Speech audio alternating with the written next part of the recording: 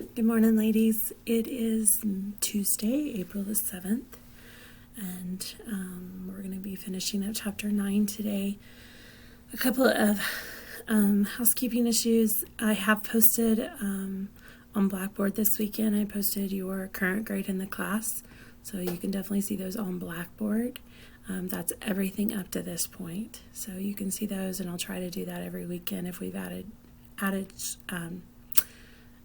any type of grade that week. So let's see, other things. The last quiz wasn't great. A couple of people have reached out for help on their quiz, and I've gone through and worked problems for them. If you want to go back over any quiz that we've done, you are more than welcome to. I can go back and see those and see exactly the quiz you got, and I can definitely help you with that. So again, reach out if you need some help. Let's see. Okay, so we are finishing up chapter 9 today, and we will go into chapter 10 on Tuesday. Chapter 10 on Tuesday, which is all about graphing and reading graphs and how to make graphs and when to use the appropriate graphs. So we will go into that on Tuesday. Okay, so chapter 4 is about permutations and combinations. So think about they used to have this Sonic ad that said there were so many combinations of Sonic drinks that you could get based on your drink, based on the drink you chose, based on the flavor you chose, based on add-ins you chose, based on fruit you chose. So this is how they get that, okay, is the combination of how they choose it. So how they got that number. So we can see permutations and combinations. So permutations. So there is two types of permutations, and permutations are used, it's an arrangement of things in a definite order with no repetition. So order matters, okay? With permutations, order matters, okay? It matters, and we'll see that in an example. So within permutations and combinations, we're also going to see the fundamental counting principle. And what it says is that if you have if an event M can occur in M ways, and after M, event N occurs in N ways, then event M followed by event N can occur M times N ways, okay? And so basically you're having to multiply those two combinations together, those two permutations together. And so the fundamental counting principle is where they got the Sonic drink number, okay? They did the combination of drink, then they did the combination of your flavor, then they did the combination of fruit, then they did the combination of any other add-in, and they multiplied all that together. So that's where the fundamental counting principle is going to come into play as we do permutations and combinations. So an example of permutations. Okay, if you have 10 flavors of ice cream, how many different ways can you line them up? Okay, so 10 different flavors, you want to eat them you want to try them all in a different order. Okay, all in a different order. So order does matter, and you can have no repetition. So this is the first way you can do permutations with unlike objects. Okay, and the formula for this, okay, and don't be concerned by the look of this, I'll explain it. Okay, so this is introducing a couple of things that are new.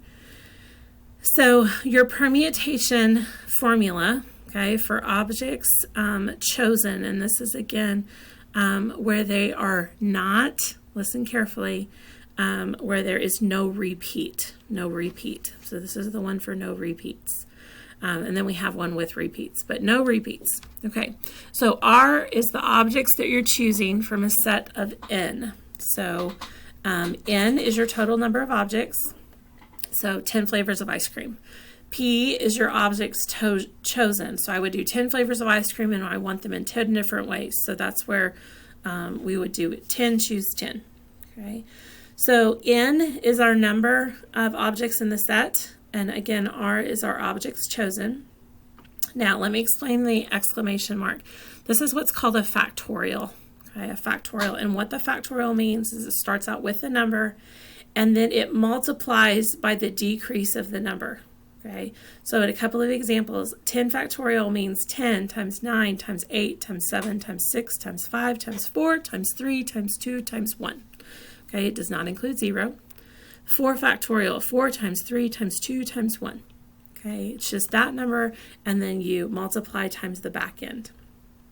Okay, now something to note, 0 factorial is equivalent to 1. Okay, 0 factorial is equivalent to 1. And another one that I'll add later is 1 factorial is equal to 1. So that doesn't change anything. Okay, so our first example, a baseball team has 9 players. Find the number of ways the manager can arrange the batting order. So if you don't know batting order, you have to have 9 people come up to bat. Okay, so if they have 9 players and all 9 of those people are going to come up to bat, your N is 9 and your R is 9. So I have my N is 9, my R is 9. So when I substitute into the formula, I get 9 factorial over 9 minus 9 factorial. So 9 factorial over 0 factorial. And remember, 0 factorial is 1. So then I have 9 factorial. So 9 times 8 times 7 times 6 times 5 times 4 times 3 times 2 times 1. So for 9 baseball players, there is 362,880 ways that we can create a batting order. So, fun times. Okay, the next one, find the number of ways of choosing 3 initials from the alphabet if none of the letters can be repeated. Okay, so my initials are D, E, W, so nothing's repeated there. So N is 26, R is 3, so 3 initials. So substitute in. Now, here's something to note. So you don't have to multiply 26 times 25 times 24 and continue, okay?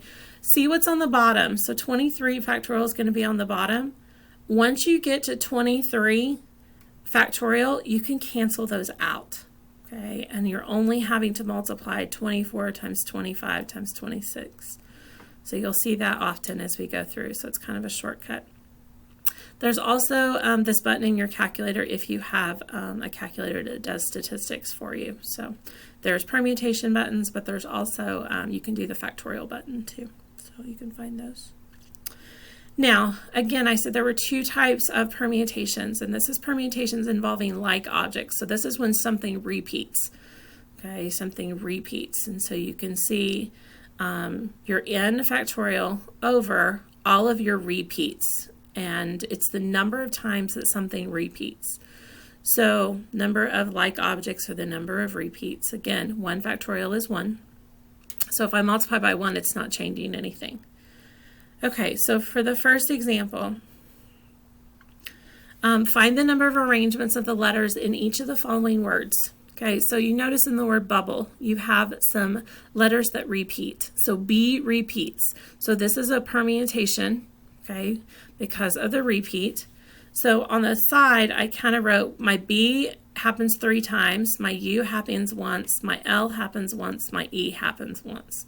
And so my R1, R2, R3, R4 that I'm going to multiply together, those are all the numbers. It's how many times they repeat. Okay, so if you'll notice, I put those on the bottom.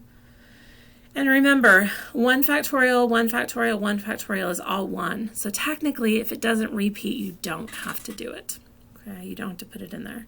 So I get 6 factorial over 3 factorial. 6 times 5 times 4 times 3 factorial. Those 3 factorials will cancel. There's 120 ways to rearrange those letters. Okay, now they don't have to make a word for sure, but 120 ways to rearrange the letters. Okay, the next one is statistics. Okay, so you only have to do the repeats. So there's 10 letters in statistics. So that's where my N is 10. And then A doesn't repeat and C doesn't repeat. So I've marked those out. So S repeats 3 times, T repeats 3 times, and I repeats 2 times. So if you'll notice, those came up here with their factorial. And then I did 10 factorial and got it down to 3 factorial, and that will cancel with one of your 3 factorials. And then multiply it out. So permutations, 2 ways to do permutations. Is there repeats or is there not repeats? Okay, and that's the thing you have to ask yourself. Okay, combinations. So combinations are an arrangement of things in which order makes no difference. Okay, order makes no difference. Okay, so this is created from your permutation. Okay, so you can kind of see where that came from. So divided by the number of ways each choice can be arranged. So you come up with n factorial over r factorial times n minus r factorial. So again, n is your total number of objects you have. R is your number of choices. How many am I picking? Okay, where order does not matter. Okay, so this example, a Library of Science book club offers 3 free books from a list of 42. So it does not matter what order these books come in. Okay, that does not matter, and so that's why we do a combination here. Order is not important. If you circle 3 choices from the list of 42 books, how many possible choices are there? So from there, so order is not important. Okay, so we come down here and I kind of added in some work for you. So 42 is my n, 3 is my number of choices. So then I have 42 minus 3. So that's where the 39 factorial comes into play. And again, I don't have to do 42 factorial. I can write it out till I get to 39 and then cancel out those 39s. So there's 11,480 ways of 3 combinations of books. Combinations of 3 books. Okay, at the beginning of a second quarter mathematics class for elementary school teachers, each of the class's 25 students shook hands with each other students exactly once. We're not doing that right now. How many handshakes took place? Okay, so since the handshakes between person A and person B is the same as person B to person A, so it's not counting twice.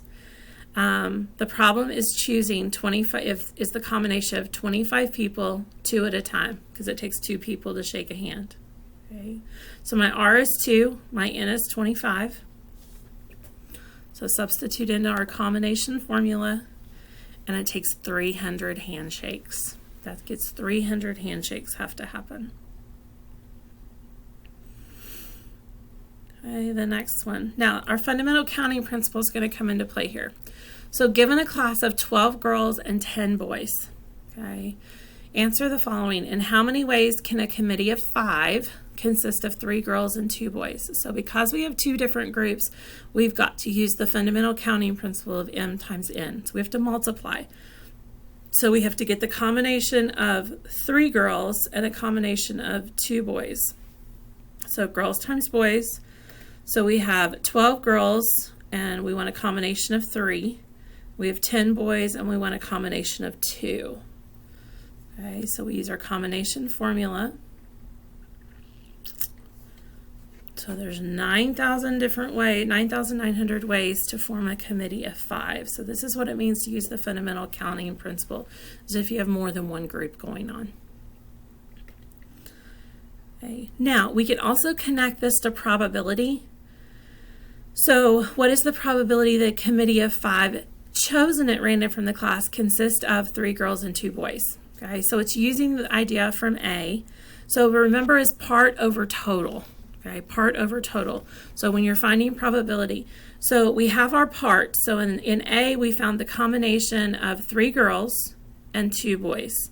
So that gave me 9,900. Now we also need our total number of combinations we can get. So this is where we add our boys and girls together, so 22, and then we choose 5. So I did the work for 22, choose 5 there for you, and we end up with a probability of getting 3 girls and 2 boys committee as 0.376. Remember, probability should always be less than 1. Okay. The next one, what's the probability that a committee of 5 chosen at random from the class has no boys? So this means girls, so 5 girls. So we want the probability of 5 girls. So we have 12 girls choose 5. So there's 792 as you go through that work. And then out of our total number, again, the 26,334. So there's 0.03 chance of having 5 girls. So, okay, that finishes up section 4. Again, as you look at homework, make sure you reach out to me if you have questions, and I do not mind at all visiting with you. Have a great day.